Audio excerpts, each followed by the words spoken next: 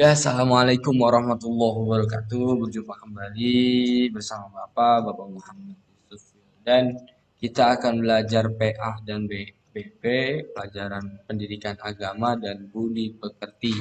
Sekarang kita masuk di bab 2. Sebelum kita mulai, alangkah baiknya kita berdoa terlebih dahulu.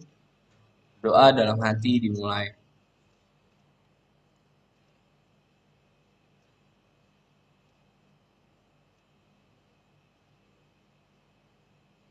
Berdoa selesai. Oke, langsung saja. Bapak di sini di bab 2 ini akan membahas tentang perilaku jujur, amanah, dan istiqomah. Ya, yang pertama, Bapak akan membahas tentang perilaku jujur. Satu, makna perilaku jujur. Sifat jujur adalah salah satu sifat dari Rasulullah Shallallahu Alaihi Wasallam. Dan jujur mempunyai arti khusus yaitu lurus hati, ikhlas, tidak curang, dan tidak berbohong. Lurus hati maksudnya apa? Tidak berhati dengki, tidak berburuk sangka, dan lain sebagainya. Ikhlas dalam segala hal, tidak curang. Tidak curang itu maksudnya apa? Kayak misalkan kalian belajar ulangan, tidak mencontek, tidak melihat buku atau dan lain sebagainya, dan tidak berbohong. Jangan berbohong, apalagi kalau berbohong terhadap orang tua itu dosa sangat luar biasa. Oke, yang kedua perintah berperilaku jujur. Ada di Al-Qur'an surat Al-Baqarah ayat 42. Ya, Bapak bacakan artinya saja. Eh, Yaitu berbunyi, dan janganlah kamu campur adukan kebenaran dengan kebatilan, dan janganlah kamu sembunyikan kebenaran sedangkan kamu mengetahuinya. Apa itu kebenaran dengan kebatilan? Kebenaran itu ya kalian harus tempatkan mana yang benar, ya kalian tempatkan ke hal yang benar. Ya kan? Yang salah ya kalian harus tempatkan yang salah. Jangan sampai kalian campur adukan. Jangan benar kalian salahkan, jangan salah kalian benarkan. Itu tidak baik. Di sini contohnya ada lagi, dan janganlah kamu sembunyikan kebenaran sedangkan kamu mengetahuinya. Apa itu?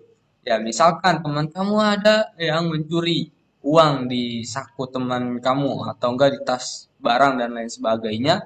Kalian kamu tahu nih bahwa teman kamu ini nih yang mencuri, kamu tahu mencurinya, dan kamu diancam sama teman kamu yang mencuri. Jangan kalian bilangnya ke guru atau segala macamnya. Sedangkan kamu mengetahuinya, kalau kalian diumpetin, dibiarkan saja atau segala macam, berarti dosanya kalian sama-sama yang mencuri karena kalian mengetahui kalau dia itu perbuatannya salah.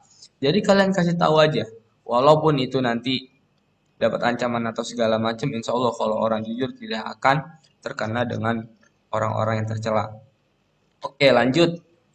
Ketiga, hikmah berperilaku jujur atau keuntungan kalau kalian berperilaku jujur. Jujur itu akan membawa kita ke surga, insya Allah. Dan kita nanti dikumpulkan di surga sana. Yang kedua, kehidupan menjadi lebih tenang dan tentram. Kalau jujur, kalian tenang, tidak gelisah, tidak panik.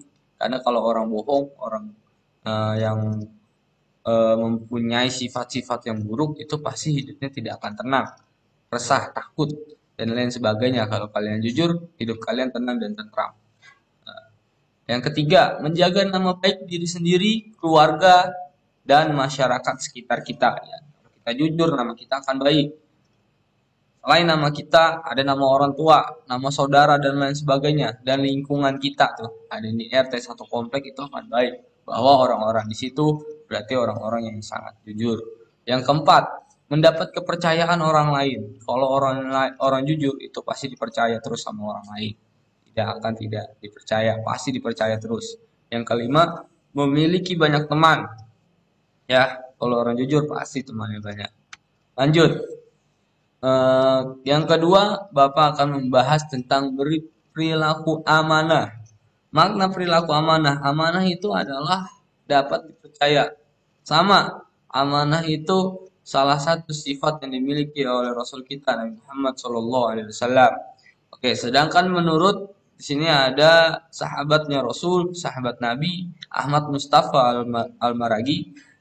Menurut beliau, amanah itu adalah segala sesuatu yang harus dijaga, disampaikan kepada pihak yang berwenang, memiliki dan menerimanya. Contohnya apa? Misalkan, Bapak nyuruh kalian, misalkan, tolong barang ini kalian kasih ke orang tua, atau enggak surat edaran.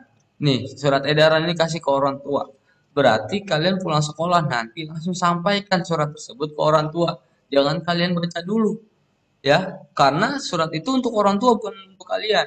Kalian kasih orang tua dulu, baca, orang tua membaca surat tersebut, baru kalian membacanya. Karena itu hak orang tua kalian, baru kalian yang membacanya. Mudah-mudahan gampang dimengerti. Oke, yang kedua, perintah berperilaku amanah. Ya, sini ada di Al-Quran, salah satu ayat Al-Quran, yaitu di surat Al-Anfal ayat 27. Wahai orang-orang yang beriman, janganlah kamu mengkhianati Allah dan Rasul, dan juga janganlah kamu mengkhianati amanat yang dipercayakan kepadamu, sedangkan kamu mengetahuinya. Nah, apa sih maksud surat tersebut? Nah, jadi kayak gini, jangan coba-coba mengkhianati Allah dan Rasul. Apa itu mengkhianati Allah dan Rasul? Misalkan kalian itu jangan sampai eh, tidak mengerjakan apa yang diperintah Allah dan Rasul. Misalkan sholat, puasa. Tuh, kalian sholat jarang atau segala macam. Puasa kalian buka diem-diem misalkan. Itu tidak boleh. Itu sama dengan kalian tidak amanah terhadap Allah dan Rasulnya. Misalkan ada di sini juga, dan juga janganlah kamu mengkhianati amanat yang dipercayakan kepadamu, sedangkan kamu mengetahuinya. Apa sih sedangkan mengetahuinya itu? Misalkan kamu sholat, kamu tahu dosanya seperti apa. Puasa, kamu tahu kalau meninggalkan puasa itu dosanya seperti apa. Tapi tetap kalian kerjakan, tetap kalian tinggalkan itu sholat, tetap kalian tinggalkan itu puasa. Nah, itu sama dengan orang yang tidak amanah atau tidak dapat dipercaya pada Allah dan akan menjadi orang yang munafik. Apa ciri orang munafik? Jika berbicara dia berbohong. Ya, dia berjanji, dia yang mengkhianati.